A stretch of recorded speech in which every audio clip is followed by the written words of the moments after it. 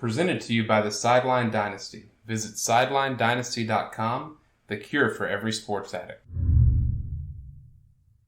You know, some guys might decide that it's a little too tough, or it's a little too hard, it's a little too demanding. It's Division I football! It's the Big 12! It ain't intramurals! You got 2 weeks after finals, you got a week at July 4th, and you got a week before camp starts. That's a month! That's probably more vacation than you guys get. And we're a little bummed out that we don't get 3 weeks? Go play intramurals, brother. Go play intramurals.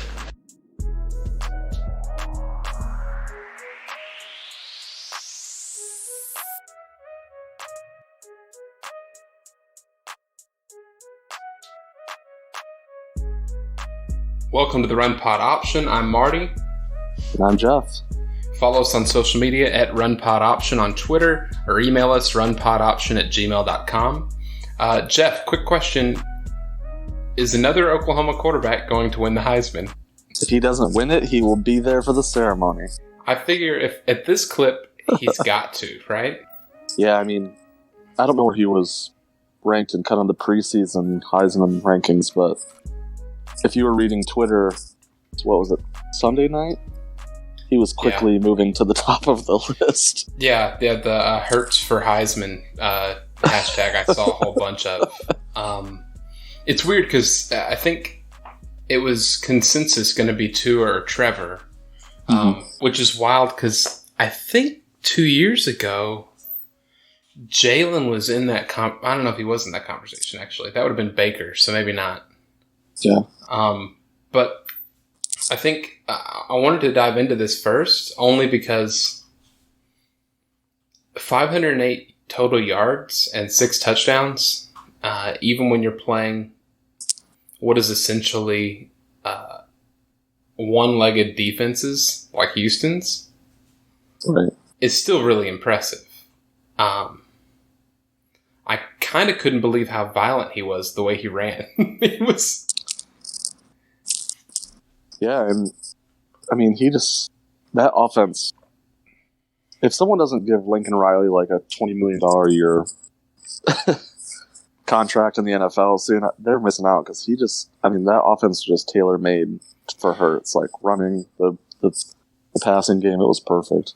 Well, it's weird too because it's almost like, I think I saw someone talk about Hurts on Twitter referring to being a volume game manager at Alabama, and then this complete transition. And I'm not so sure that he's got, I think he's a better runner than Baker, right? I think we can agree on that pretty easily. Yeah. I think Kyler's probably faster, but when Jalen Hurts runs, it looks like LaShawn McCoy in his prime. Like, it looks like a running back. It looks like he's Vince Young very used to decisive. Yeah, that's a really good comparison. I mean, he just I love how you said violent because he just takes off with bad intent, and it's just there's no slowing down. The way, because Kyler was so incredibly fast, but it's still kind of, even just going back to Pat White, they were so fast, but it did feel like they were running on their toes, like they had something behind them chasing them. Because they probably did, you know? And the way he leans forward when he runs is crazy to me. I wonder, the passing thing, I think, is the most surprising. There's a lot of yards after catch there with some guys, but I don't think there's a better coach in football that can scheme guys open the way that Lincoln Riley does. No, and I don't, like you said, I don't know how much of it was Houston's defense, because the last memory I have of them is giving up 70 points to Army in their bowl game, so I don't know how good they are. There were some really bad, gaps, but yeah, it just seemed like every time he threw, there was no one within 15 yards of the receiver. Their best, that one pass to CD Lamb, where he didn't have a guy 20 yards in front of him. Everyone was out of frame. And I think it's going to be weird because I think at some point Lincoln Riley is going to be, in discussing just purely the Heisman Trophy, someone's going to adjust the way they vote because they're going to attribute it to Lincoln and not the quarterbacks. And I think when we see eventually Spencer Rattler, which will be the first quarterback I think he's been a head coach of that wasn't a transfer. Right. Baker was, Kyler was, and Hurts now. I'll be interested to see how he recruits in quarterbacks too, and how they develop. I guess my question is, if you're a star quarterback who's not doing well on your current team, who will transfer to Oklahoma next year? Yeah, I kind of hate it because I want to see Spencer Rattler do right. Good things, but almost at this point, it's almost like he's grocery shopping. Yeah. I think Lincoln Riley's top of the list for any quarterback that's transferring out. If anybody thinks they're even at least a little bit able to play quarterback in college, I don't see why Lincoln wouldn't be your first choice. And there might be, so Scott Frost, and I forget the assistant coach he has, it's supposed to be like the quarterback whisperer. Oh, yeah. Well, Taylor Martinez wasn't incredible or anything like that, but how much better is Taylor Martinez just in week one in the different system that Oklahoma runs? I think it's significant. Yeah, I mean, he would put up similar numbers. He would be shredding teams. Yeah, because he's got it on the feet as well. What other game stuck out to you this weekend? How was your weekend? First of all, I guess that's where we go. It was great. The long weekend. I watched probably too much football. I think I overdosed by last night. So I watched 5 minutes, and it was the end of the first half where they fumbled it like 3 consecutive times, and I realized I'd seen enough. Yep. How do you feel about proper opening weekend being over the course of this time 5 days with Thursday to Monday? I thought it was okay. I was talking to my wife yesterday. We were actually kind of pumped about the Notre Dame Louisville game because it got really heated and it was kind of back and forth for a while. Most of the games we watched Saturday were blowouts. I mean, the only ones that weren't, the Florida State Boise State game ended up being really good, but it wasn't good for a while. And then the Auburn game turned out great, but other than that, it was a lot of top 25 teams beating up on FCS teams, to be honest. It felt like it was on Saturday especially, it was either one team just waterboarding the other, or it was a team that shouldn't be winning, either winning or cutting it close, like your Northern Iowa and Iowa State, or the obvious Georgia State beating Tennessee. It's even South Alabama and Nebraska being a close one. Indiana was close. State. Yeah. It felt weird because, like you said, what I saw more than anything? It seemed like almost every single game I watched, there wasn't a team that had, until Oklahoma, all 4 quarters where their offense seemed to be on the same page. There was a lot of, I don't want to say, fans weren't upset, but reading message boards and sites, even a lot of really good teams, Ohio State sleptwalked through 2 quarters against FAU. Michigan was dinking around with Middle Tennessee for a while. So even some of the better teams, like you said, did not look like they were fine-tuned. Oklahoma looked like they had not skipped a beat from last year. Yeah. Yeah, once it looked like Iowa didn't slow down in their match. It looked like Oklahoma didn't slow down from last year. Just Oklahoma just hammering. Obviously, Maryland scoring 79 is wild. But yeah, like seeing Stanford. Honest to God, Stanford and Northwestern, I checked out. I had it on 3rd or 4th screen, and I can appreciate a defensive struggle, but I can't appreciate offensive just ineptitude. It was a weird combination of both. I watched more Penn State and Idaho than I did Stanford Northwestern, if that gives you any indication. But Michigan hitting the gas pedal and then slowing down or skipping because I think Shea Patterson left. It happened in the Syracuse game, happened in the Ohio State game. It happened in the Alabama game. The first half, their offense not really doing anything. Nebraska, Washington State, floored everybody, actually. Take that back. Washington State's in midseason form. It was a weird weekend, and I don't know if I'm just North Carolina and or South Carolina apply to that rule. I don't know if my memory is short and this is like every week one, but I don't remember thinking at the end of a week one last year, like, shit, it seems like they haven't practiced with one another. It looked almost like the AAF. The way the AAF had, like, you'd have a really great play, and then it was like, oh, cool, that's the first time they run that play out of practice, and you can tell. Yeah. What do you think that's attributed to?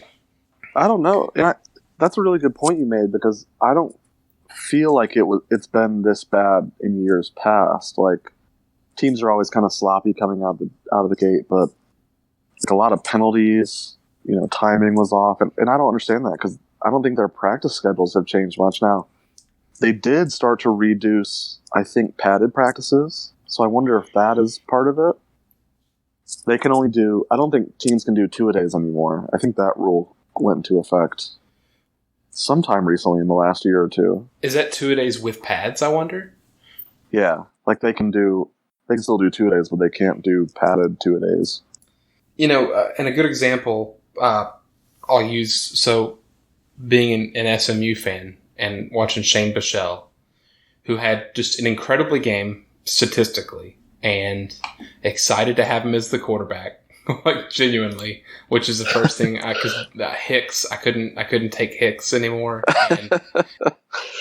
and there's a whole history there, but like he was 30 for 49, and there were a few drops, but there was a lot of bad passes, and it didn't look like it wasn't like he was skipping them to him. It was overthrown a little bit here, overthrown a little bit there, and he had an incredible camp before then. I'd read and heard from 24/7 and other sources, but I feel like the weekend that the world gets introduced to college football, 5 nights, right? It's a shame that it has to be week one, where you have two different sides here. One opening weekend where this week, for instance, was maybe the worst collective football in terms of being crisp as other weeks will be. And then you have when it's on the main stage during the holidays, during bowl season, and that's half and half because coaches have left or players are holding out for the draft or all that other stuff. And that leads to half the bowl games being worthless too. Yeah. All in all, I'm still thrilled. It was a fantastic weekend. And if you guys will follow us at RunPodOption, I'm going to do my best to live tweet a lot of the Saturdays because it's genuinely a blast. What was your favorite moment this week? I would have to say watching the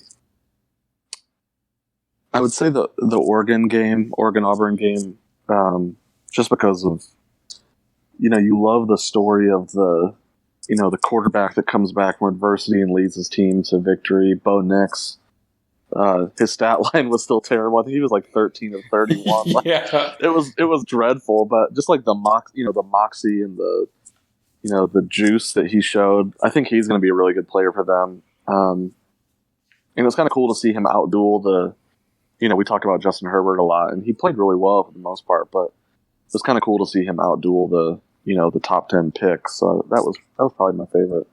Yeah, I think that's got to be close for me. It was the true freshman part of it. It's kind of the storybook. It's your Remember the Titans type of game. Yeah. And that's really cool to see. What I kind of took away from that game, honestly, I've never seen on that final drive for Auburn, Gus Malzahn seemed so incredibly tuned in and thrilled to be calling plays again, which that entire game he didn't call a perfect game or anything like that. No. But he's also limited by, the quarterback or any other piece of the team that might be lacking. I thought he did a great job. And That throw was awesome. It's the most like this is college football play. Yep. It was a very watered down version of the Texas Tech upset of Texas. Is what it felt like. The positioning of the field and him catching it and then turning it into the end zone. It was really cool. For me, probably the best part of the weekend was the U Freeze thumbs up from the from the offices from the top of the arena, the stadium in the Syracuse Liberty game. That was genuinely, it was hilarious in itself, but Twitter does what Twitter does, and I giggled for just an hour and a half on it, constantly showing my wife the things that I was seeing tweeted about it because it was hilarious. Yeah, and I didn't, like, when you guys had sent me that, I didn't think it was serious, talking about him being up there in a hospital bed. I was like, oh, it's just a joke. But when the picture started coming out, I'm like, he really is. He's up in a hospital bed. Like, that was so wild. I wish it would have been a better game, but it probably would have been if he hadn't shown up. and what's weird is, like, the reports of he's in a coach from a hospital bed, and it was like, well, that's good on him, I guess. But it was like, whoever heard that memo, ESPN, it was on ESPN Plus, and they're like, okay, so we have 5 cameras tonight. We're going to put 2 on U Freeze the entire time. And it was genuinely hilarious. And then the press conference afterwards, him doing it like remotely through the TV is hilarious to me. Do you think that in a world of turnover props that Liberty should adopt the turnover hospital bed, or the turnover gurney for anytime some player gets an interception, they just go and lay down on a hospital bed? I was going to say that, or they should hoist Freeze up anytime they do it and put him back in. He's crowd surfing, but it's actually him just recreating the hospital bed scene. Definitely. Did you have anything else from week 1 that you wanted to talk about? There was only one other game, and I wanted to see if you saw it. Virginia Tech kind of got blown out a bit by Boston College. Yeah, so that was a screen that was on, and it honestly, every time I looked, it didn't seem like something was going. Like it was either a TV timeout or something. I just didn't get engaged in it at all.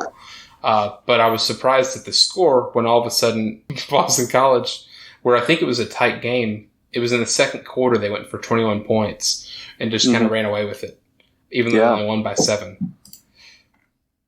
Yeah, because we talked a little bit about Fuente's future, and with it, I mean, it's a conference game for them starting off. Really not a good showing against a Boston College team that I didn't think was really going to be good offensively. I mean, they have Dylan, who's an awesome running back, but they actually were kind of stretching the field and throwing it a lot. So I don't know if Adazio finally has some dudes this year or what. But I heard it on a preview, and I can't honestly tell you. It might have been an ACC conversation that happened on PAPN before version 1.0 ended, because I think they might have gotten in the ACC right before Bill Connolly took the job at ESPN. But Boston College was anticipated to have a good offense again, because they showed something last year where, like, for 6 or 7 games, they were really good. They weren't. I like what they seem to be doing on offense, right, schematically. But if it wasn't for the 5 turnovers by Virginia Tech, I think this game is probably 35 Virginia Tech, and maybe Boston College ekes out 21 points, because Virginia Tech still wasn't bad. They only let up 425 yards, which sounds weird. 432. Yeah. It sounds weird, but when you're giving the ball away 5 times, I feel like that's pretty good. It just seemed like the big plays they were giving up through the air, like you mentioned. I think Fuente and I think Virginia Tech and Tennessee are both freaking out right now for different reasons. Yep. But I think that Virginia Tech team looked better than a lot of the Virginia Tech football I saw last year. minus the turnovers. Yeah, offensively they're a lot better. I know they lost a couple starters early, especially in the secondary, and I think on the defensive line. So I don't think they're really deep on defense. So I think, like you said, it's a combination of turnovers, depth. But yeah, I don't know what, hopefully it's early and they can turn it around, but it's not really a good start for them. So there is a little note here. So last year, the Hokies defense was 106th against the run, which is insane. Boston College didn't gain a yard in the third quarter. I think Virginia Tech, and I think Fuente in particular, with this year's team, it might just be par for the course that they're going to play to their competition. Because I wouldn't be surprised if Bud Foster dials up a masterpiece against a Clemson-level team and loses by 14 as opposed to 50. Yeah.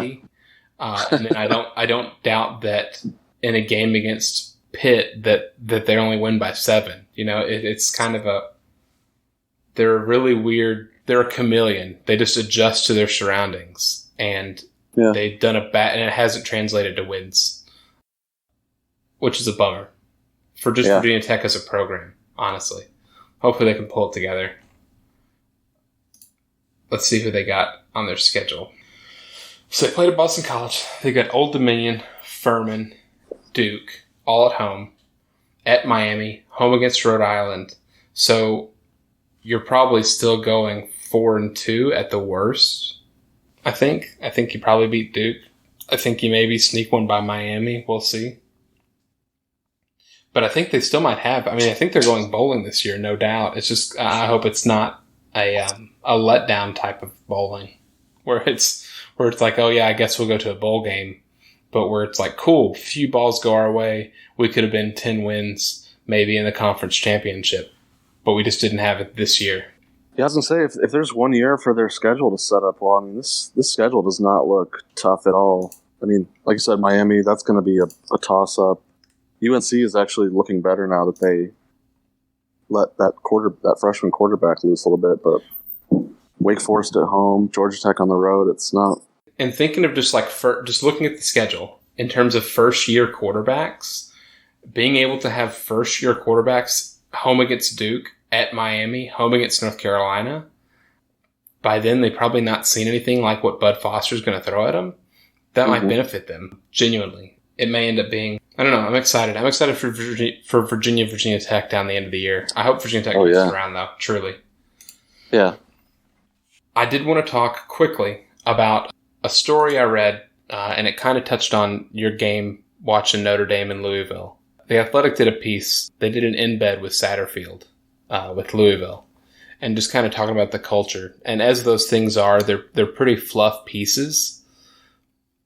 But the takeaway from the small snippets they took from the coaches and from the players, I'm excited for Louisville fans that they've genuinely switched from potentially the worst personality in college football to one of the best. Yeah. And once he gets a quarterback that's not pass, I think they can be challenging in the ACC in just a few years. I don't think it's going to be as big of a rebuild as I thought. Yeah, I was kind of curious how Satterfield's system would translate. I don't want to say moving up, but going from Appalachian to Louisville for the first. You saw part of it, but for the first half, they were really moving the ball well on Notre Dame, and their scheme isn't anything complex. It's all zone based, a lot of pistol. Like you said, I think when they can get a better quarterback, still mobile, they probably will be a pretty good team. And Louisville has great resources, so it's not like they're at a small stadium with no funding. They got the they're a good program, even if his name isn't on the billboards. Even if you got booted out of the booster club. Yeah, I think it's going to speaking to the system like you talked about. If you remember Shanahan in the NFL, right, and him being able to scheme 1,000-yard rushers without an issue because of the zone blocking. Yep.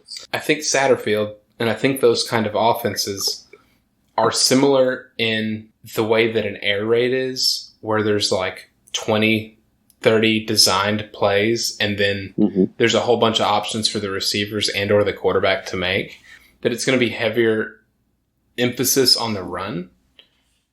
And Pass has the feet. He just can't beat you in the air totally yet. And maybe he won't ever. But it's finding that balance. I think they're a quarterback away this year. If they had the right quarterback, I think at worst, it's 7 wins or 8 wins. Because I think he's genuinely a play caller, and his staff calls plays at a very good rate. I think it's just right now, Louisville's running on fumes, sort of. You know, they're high on the environment. They're high on the new message and the new family bit. Eventually, they'll get the scheme down and make the right decisions when it comes to that point. You know, whether it's a receiver cutting in or cutting out, or whether it's the quarterback keeping or giving the ball away, or many other things. I wish Satterfield all the success in the world, even though Louisville is Louisville. Yeah. I think they'll do well. And I was reading a little bit online before the game, and I can't remember what recruiting class it is, if they would be sophomores or juniors. They do have an older class that was pretty gutted, so I think they'll probably get worse for a year before they get better, because they'll go through that kind of transition where the class that would be seniors will be like there'll be 4 players and they'll be terrible, and then so they'll probably have a youth movement, but I think they'll do well. What was interesting, so it's that article is called "We Kept Fighting Inside the First Game of Scott Satterfield's Louisville Culture Change," and it's on The Athletic by Matt Fortuna, or Fortuna, I'm not sure. Probably not Fortuna. But it even talked about, like, their athletic director got a scouting license to scout players while, when they were getting rid of Petrino, and Petrino had already gotten fired or he wasn't recruiting anymore. And the athletic director took it in his own hands and was like, okay, well, I'll go talk to some kids.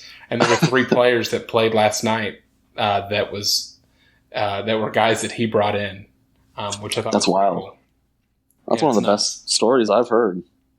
It's really cool. It's worth a read. And if you're not an Athletic subscriber, just at Jeff on Twitter. He'll give you his username and password. He's easy to find. Yep. Let's jump to week 2. What do you think? A little bit better.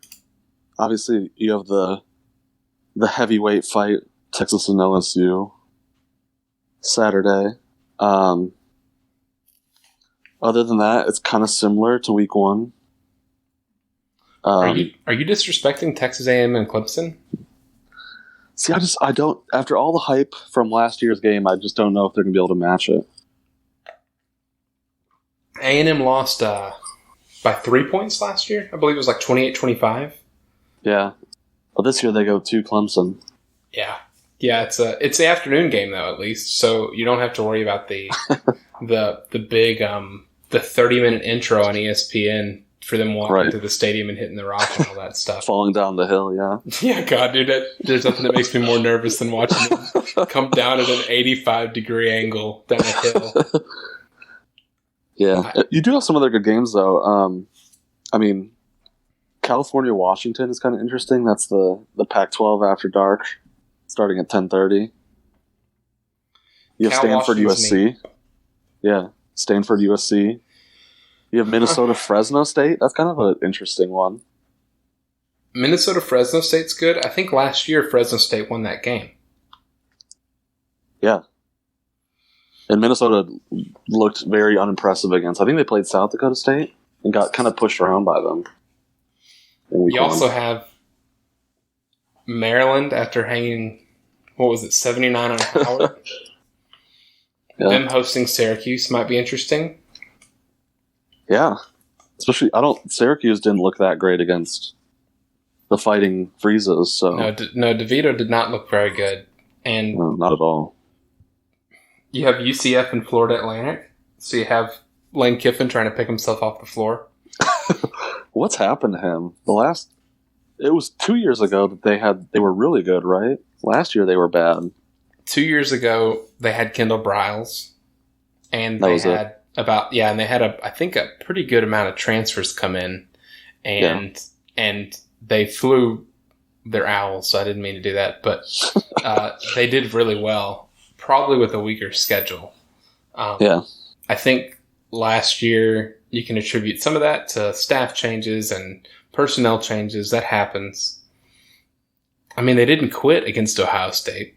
So no. I really don't know that they could still be a 9 or 10 win team. And in their league, I don't think it'd be that hard. Yeah. I just feel like the shine has worn off from that year. I think it's just 2 years ago. We're used to a new Lane Kiffin job within 2 years. Yeah. It's easy to get adjusted to. So, like, he stays there, and Florida Atlantic doesn't get any press, really, because they're not on TV. Well, he seems much more, like, calm than he used to. I mean, he still is a great follow on Twitter, but... Yeah. Yeah, I'm glad you didn't use the word mature, because I'm not totally sure maturity is the right word. I think he's a 44-year-old man-child, but... Yeah, but I do think he's... it feels like he's committed, at least, which is good to see at any level. Yeah. The same way that Matt Campbell at Iowa State, they could go 2-10 this year, and if they do, knowing that they still have Matt Campbell makes me feel good for them. Yeah, definitely. So, any other Week 2 games you feel like are worth watching? Just scrolling through here, Nebraska and Colorado might be fun. An all Big 12 matchup. That was a close one last year, right? Yeah, I think it was when Nebraska made noise, and then everybody realized Colorado wasn't that good, I believe. Yeah, but Colorado beat them. Did they? Yeah, I think it was the first week last year. You're right. Colorado won 33-28 on 9-8. So if it wasn't the first week, it was the second week. Oh, no, it was the first game for Nebraska, but second game for Colorado. I think Nebraska had a game canceled in week 1 that year. And it was Scott Frost Day, and then every day became Scott Frost Day.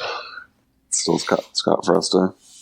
So Nebraska looking for revenge. I see Purdue Vanderbilt, just the battle of the Golden Black teams. That's it. Nothing else.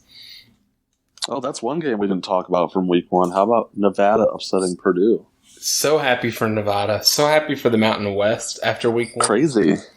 I don't think anybody should be hitting the Jeff Brohm alarm bells, because I think this year might end up going the way that Lane Kiffin's year 2 did.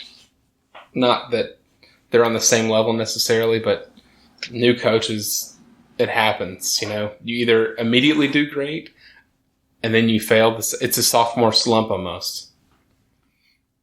There's always a weird combination there.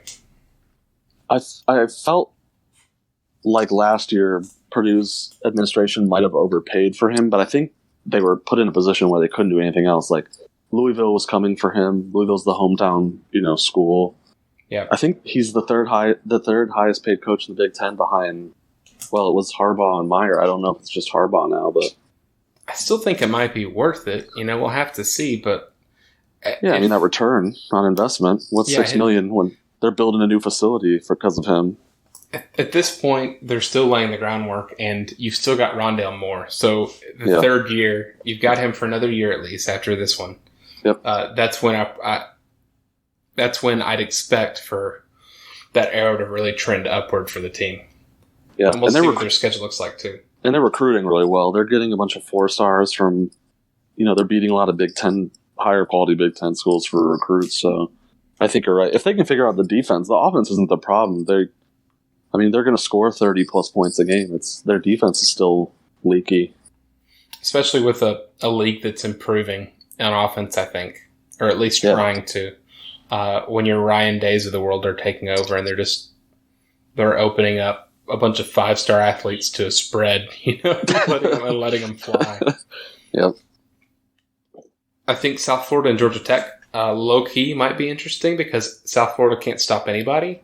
And Georgia Tech hasn't been able to go against anybody yet, really, and really allow their offense to move forward. So kind of excited for that game. I think there was one I saw on here, and I'm going to scroll for a second. North Texas SMU is going to be a good game. Tune in for that. Yeah. Yeah. God, Arkansas Ole Miss. This one... How bad is Arkansas and Ole Miss going to be? Well, I'm shocked at how bad what Ole Miss scored. I mean, kudos to Memphis because I think Memphis, they played really inspired and they were pretty jazzed about that win. But 10 points by Ole Miss, that was just... I don't know who to blame, but if Memphis's defense is the real deal, it's going to be really interesting in conference play to see if they're able to slow down, because traditionally that's not been a strength to say the least. Yeah. So yeah, kind of interested to see how that unfolds over the course of the season. I think that's all the really big ones that I'd want to talk about. Are you excited for USC and their new quarterback? Yeah, what a bummer about what's the kid's name that got hurt? JT Daniels, yeah. Yeah. Seems like he was doing pretty well in that new offense and goes down with an injury. And I don't know if I hope that, they can bounce back, but a lot of people are kind of saying that might be the end of Helton's run here. It's a bummer because it's kind of unfair to Graham Harrell, too, because I think Graham Harrell is going to have JT Daniels really doing well. And now you've got a USC backfield that's got quarterback Kadon Slovis with running back Vivek Malapai, which is the most wild backfield combination ever. And I hope they're good just because those names are wild as shit. Yeah. All right, let's get to the picks of the week, huh? Let's do it. So any longtime listener, which doesn't exist yet because we've only done a few episodes, honestly, so don't lie. We usually have a third on. Kyle's usually on this. I don't know if y'all just heard. My dog's making a bed in the couch. Can you hear that? It sounds like he's just ripping up the ground with the couch. Kyle's usually a co-host here. He wasn't able to make it today, which is fine. But we picked 12 games a week. Last week, me, Marty, and Kyle, we both finished 6-6, and Jeff finished 7-5. So congratulations, Jeff. You made money. Yes. Liberty Bowl, here I come. The deciding factor was that Louisville Notre Dame game, oddly enough.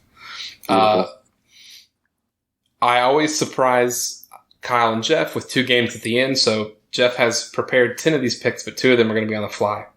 So let's start from the first one on the list. They're in no particular order. We have Marshall at Boise State, with Boise State favored by 12 points. Who you got?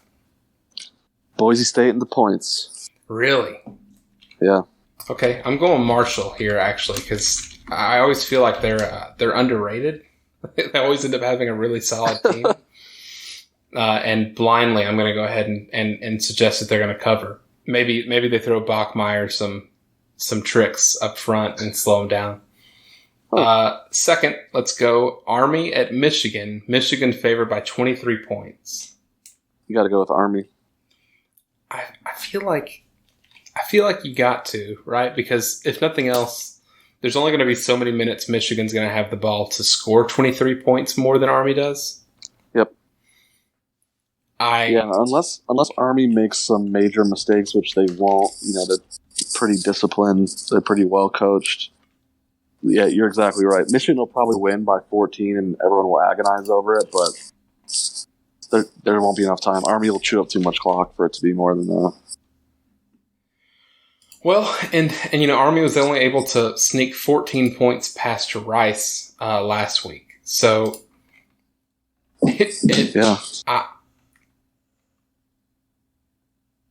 I don't know if that's just Rice having a whole offseason to prepare for the triple option. Yeah. I don't think that's the case, but could be. I don't know. How did Michigan do against the run last week? Well, Middle Tennessee State barely ran it. They were 4 wide, just throwing it as soon as they snapped the ball every time. Yeah. So okay, it was pretty rough. I think I'm gonna go. I'm gonna go Michigan to cover. Fuck it. I'm gonna go. I think we got a chance here. I wouldn't be surprised. Michigan played Air Force a couple years ago, and it was about that score. And Don Brown said he's spent time since the spring working on Army, so I wouldn't be surprised if they're pretty well prepared for it. It's a tall task, even when it's Army, man. It's a weird system to prepare for. Yep. Just ask whoever Tulane played last week, even though it's not a straight-up triple option, but running such a heavy option, and they absolutely hammered FIU. And FIU is not an awful team, I don't think. So we got Cincinnati at Ohio State. Luke Fickell comes home. Ohio State is 16.5-point favorites. I'm taking Cincinnati here just because I think Fickell was the prodigal son. You know, he coached Ohio State when Tressel got fired or suspended or whatever, and was there for a long time. So I think, I don't want to say they'll take it easy on him, but I think they win by like 2 touchdowns. Yeah, I think Ohio State probably could jump out to a pretty healthy lead, but I wouldn't be surprised if they let Cincinnati back into the game to cover like they did Florida Atlantic. Yeah. So I'm going to go Cincinnati as well. By the way, the picks for Kyle picked Boise State, picked Army to cover, and picked Ohio State. I forgot to leave him in because he's not here to present himself. Next, we've got Southern Miss at Mississippi State. Mississippi State is 18.5-point favorites. Wow. Who did Mississippi State play in week 1? It could have been a good team. It was Louisiana, ULM the artist or something? formerly, it's Louisiana, the artist formerly known as ULL. And who might not be a bad team either, right? ULL's had a pretty consistent squad, but I think what might be happening at Mississippi State and Purdue aren't totally unrelated, and taking over not a helpless program or anything like that. But I don't think Mississippi State was where they were 4 years ago when he took them over last year. Right. I think Southern Miss covers. Yeah. Southern Miss has kind of been like a fringe bowl team, right? The last few years under they still have Jay Hobson as their coach. Yeah, and he tried to bring in Art Briles. Yeah, and backlash was not. Yeah, we might do a gambling thing. That's just the first coach to get another job in the FBS. Is it Petrino or is it Art Briles? I don't know. I think Petrino tried. I don't think it worked after last year. At any level, though. Yeah. Do you think Petrino could come in as like a passing coordinator? He'll be the passing coordinator at Alabama next year. Maybe. His offense fell off so much. I remember him having like a really exciting kind of pass-heavy attack at Arkansas. Am I remembering that correctly? No, you're right, and that was he totally changed at Louisville. That was off at the when you have Lamar. I mean, Lamar Jackson is going to change things for you too. But when he was with Louisville before he went to the NFL, Brian Brohm and company were also very pass-heavy. Yeah, and he made a lot of receivers money in the NFL from that Louisville team back in like 2007. Right. Anyways, Southern Miss at Mississippi State. Not to get too sidetracked. Yeah, I'll take Southern Miss to cover. Okay, nice. All right, we've got Nevada off their win at Purdue. It was home against Purdue, wasn't it? Yep. Nevada on the road at Oregon. Oregon is 21.5-point favorites. Is it R? Oregon R 21? Not is. I'm saying is a lot. R21, yeah. Yeah. Yeah, I don't. Nevada did get shredded a bit by Purdue. I think Purdue had close to 500 yards of offense, so. Ooh, man, but 21, that's a lot. 21's a whole bunch. But I'd be willing to bet that Purdue were somewhere in the 17-point range. Yeah. I think Oregon's probably scorned Lover after their loss to Auburn, and I think Oregon's going to just hammer them. Yeah, I agree. And they're playing at home. Oregon tends to play pretty well at home. I have to see when that game is, but I'd be willing to bet it's If it's a night game, especially, Nevada's in trouble. Yeah. Yeah, it's at 7:30 Eastern, so it's noon there pretty much. There won't be any problems. But yeah, I think Oregon hammers them. We've got Tulane at Auburn. Auburn 21.5-point favorites. Whew. I'm gonna take. I'll say Tulane. Ooh, really? See, God, Yeah. so I want to take Tulane so bad, but I'm also trying to win this contest, so I'm gonna take Auburn. You gonna take Tulane to cover? Yeah, I mean Tulane. That FIU team they beat, that's Butch Davis, isn't it? They were supposed to be a pretty solid team, so Yeah, I think they're beating them conference 42-14. Yeah, beating them 42-14. That's no. Yeah, at Auburn. Plus Tulane has those awesome helmets, right? Those, yeah, the Wave is possibly one of the Best during helmets. the off season. We'll need to rank. We need to rank like helmet decals because Tulane is up there 100%. Yeah. Yep. We've got North Texas at SMU. SMU Ooh. is a 4.5-point favorite. How do you feel about that? I don't feel good because Arkansas State lit SMU up on defense, passing the ball, and Mason finds a really good quarterback. But we did beat them last year, so I feel like we probably win the game. But I think North Texas covers. Yeah, I agree with that. All right, moving on to the high-powered offense of Rutgers at Iowa. Iowa's 21. Iowa is 20. They are 20-point favorites. Jesus. Yeah, I'm going to take Iowa to cover. Me too. Iowa looks really good right now. Yeah, no, they did lose. So they have two tackles that are both probably first or second round NFL picks. Alaric Jackson, was on the sidelines in street clothes and I don't know if it was a cast or what. So that'll hurt them, but I still think they're going to bulldoze Rutgers. Rutgers was losing to, I don't remember what team they played. They ended up winning, but they were losing for a while. So I think it's still Rutgers. So yeah, I think it's nice to see that Rutgers and Maryland spent all their points this season in week one. But yeah, I think Iowa probably shuts them down in pretty quick order. yeah, Speaking of shutdown, we have Cal at Washington. Washington are 11.5-point favorites. ooh, Cal's defense, I think, is a real deal still. But I think I'm going to go with Washington to cover. Yeah, I'm going Washington. So last year that game was 10-12 and Cal won. God, but also Washington with Jake Browning and like maybe one of the worst best quarter. He was an awful quarterback. Yeah. Yeah, I still think Cal. Really. You know.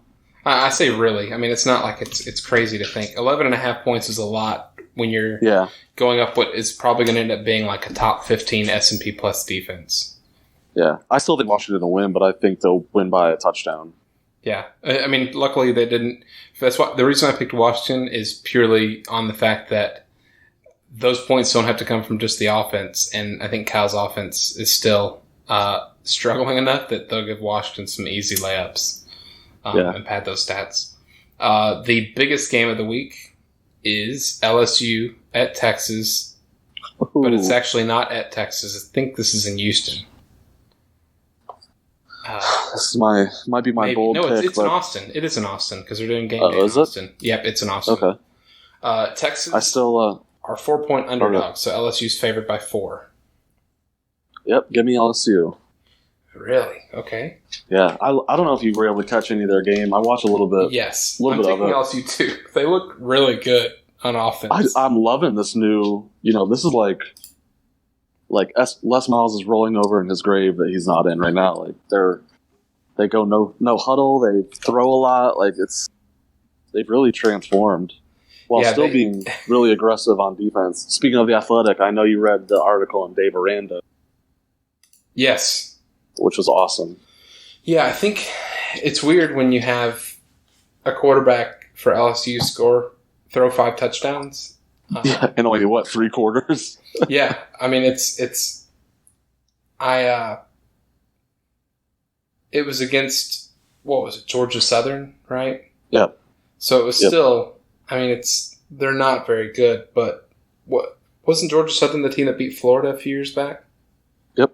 Yeah, okay, so LSU's better than that Florida team, at least. Yeah, I think LSU covers. Yeah, that's going to be an awesome game, man. I'm so excited for that. Yeah, and honestly, the trash talk, I don't know if you've seen it. I'm sure you have. There's been a lot of the DBU shirts. The DBU shirt, and I think before that, LSU talked trash about maybe it was Texas's offense, just pressing their receivers or something. I can't remember what it was, but yeah, it's going to be exciting. And I think that it might be low-key. LSU hammers Texas. You think so? Yeah, I kind of hope so, honestly. Well, and there's one thing, I don't know if this was actually true, you might have seen this. Is Texas really down? Like, they were saying that Texas's backup quarterback is playing running back in practice? Is that... Yeah, their running back, Is that really happening? It's one of the last running backs I think they have that's healthy on the roster, and he got hurt. So I guess we'll really learn if LSU's defensive backs are up to the task, because they're going to be playing all receivers. yeah, they're just gonna. It's just going to be 5 wide, no matter what. It's going to be like an old June Jones system. Yeah. I think, and for that reason alone, I think LSU runs away with it. Yeah, I think it'll be close to start, but yeah, I think Ellinger probably gets picked off twice. I think it's going to be close and then really ugly pretty quick, if I had to guess. So surprise picks. The first surprise game is Brigham Young University at Tennessee. Tennessee favored by 1. Tennessee favored by 1 point.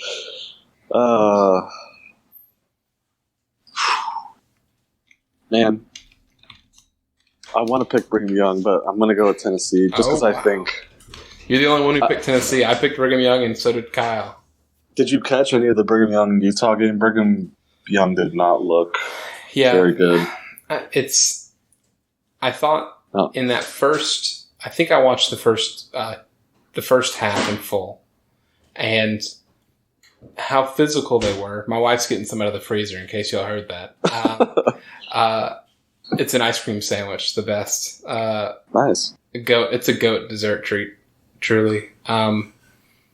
Brigham Young looked extremely physical in that first half. I don't know how the rest of that game played out because it was so late. I think if that trend follows, I think Tennessee, coming off a body blow from Georgia State, I think Brigham Young. I think they win. At Tennessee? Yeah, I do. Oh, man, you know what that but Tennessee fan base is going to do? If Brigham Young beats Tennessee, the athletic director's gone in 6 weeks, and there's going to be some changes. There's going to be boats burning everywhere in Tennessee Saturday night. One of the biggest things that I wished would have happened would have been Leach to Tennessee. He would have been fired by now, probably, because he would have rubbed everybody the wrong way. But just to see that offense in the SEC, it would have been a lot of fun. And then the last surprise game, Stanford at USC, and it's just a straight pick 'em. I guess, will Costello be back for Stanford? Because he got... The other crazy part about that Northwestern Stanford game is both quarterbacks got knocked out. yeah. Well, and Costello got like proper forearmed into the just absolutely filthy play. Yeah. They didn't call targeting though, right? Or did they retroactively do it? No, they didn't. That was there's a lot of outrage about it. And is it at USC or at Stanford? It's at USC. Oh boy. I think I'm going to go... I'm trying to think of historically Stanford playing kind of wide open offenses, right? Like, in Oregon is a good example, and they're always kind of like the kryptonite for Oregon. It felt like, I think the unknown at quarterback might help USC in this instance, honestly. And I think Graham Harrell is, I just love Graham Harrell, man. It's like the fourth time I've mentioned him by like between the Texas Tech-Texas game and all that other stuff. But I'm going to pick USC outright. I mean, I think you're on the right track. USC threw for, I think, almost 300 yards last week, and that was, 272. Keaton Slovis came in and hit 75% of his passes, so I think you're right. I think they're going to have him ready, and Stanford is just weird to me now. Like, they recruit a lot better than they ever did under Harbaugh and during Shaw's early days, but then they seem to have kind of like leveled out. Like, it doesn't make a whole lot of sense. Yeah, it feels like Andrew Luck was the exception for them. Yeah. The more time we get removed, the more time we're removed from it, it's clear that on any given year, there's maybe 2 max offensive players that really have something, and everyone else is feverishly trying to catch up, and it doesn't. And depending on the position, like even God, I've already forgotten his name. The running back that just got drafted, Bryce Love. Yeah, the way Bryce Love was 2 years ago, and then he gets adjusted for, and Costello is depended. They depend on him, and he's depending on J.J. Arcega-Whiteside, and like it's a really weird system. Yeah. And defensively, I think they're closer now to what they were in the past versus like last year. I think last year they were pretty awful defensively comparatively. I don't know. It's well, you know what? Mike Leach to Stanford. Can we do that? He can teach the modern warfare class there. I wish Stanford would kind of figure something out offensively, because it really is kind of frustrating to watch any given year. Yeah. But you look at the talent, and like they recruit, I mean, it's tight ends a lot of times, but they recruit a lot of 4-star running backs. They have a 5-star left tackle. Like, they recruit really well, and then you just watch them go out and plod their way to a 10-7 victory, and it's just like... But those are typically positions, though, that you can recruit that don't necessarily equate to points, right? Like, and I don't know how much the NFL changes over the next 10 years, but the way Stanford ran things when Harbaugh was there, and even the early Shaw years, like you said, it was as if it was NFL light, right? Their play calling style, the type of plays, the order in which they called them was a very the quote unquote pro style offense. And there's not anything wrong with the pro style offense necessarily, but when you have your position players at receiver, at running back, you've got to have a couple, if nothing else, because you're running you're running plays with 2 receivers, and, right. and maybe on that day your offensive line isn't there, and you've got to pull a tight end and a running back to block. So you have like KJ Costello and only 3 people past the line of scrimmage. It's not exactly, unless those 2 are stellar players, it's not a recipe for success consistently. I feel like a lot of variability. I expect Oregon State, if they play this year, to give them a game, just because Stanford is so hot and cold on offense. Let's see. I'm gonna look at their schedule. By the way, who do you have for the pick'em? Did you decide? I'm going with Stanford. All right, cool. Cool. Let me write down Stanford, and I will tell you that on September 28th, Stanford's going to Corvallis, and I'm going to go ahead and call it now that Oregon State's going to win that game. Hold me to it. All right. This is the year. It's going to be one of 3 wins for Oregon State. All right, Jeff, before we get out of here, do you have anything else? You know, I think that's it. Okay, awesome. Excited for another great week. Yeah, I'm excited for another week. I don't know why, Jeff. Why are you doing the hook 'em horns, but it's facing down? That's illegal.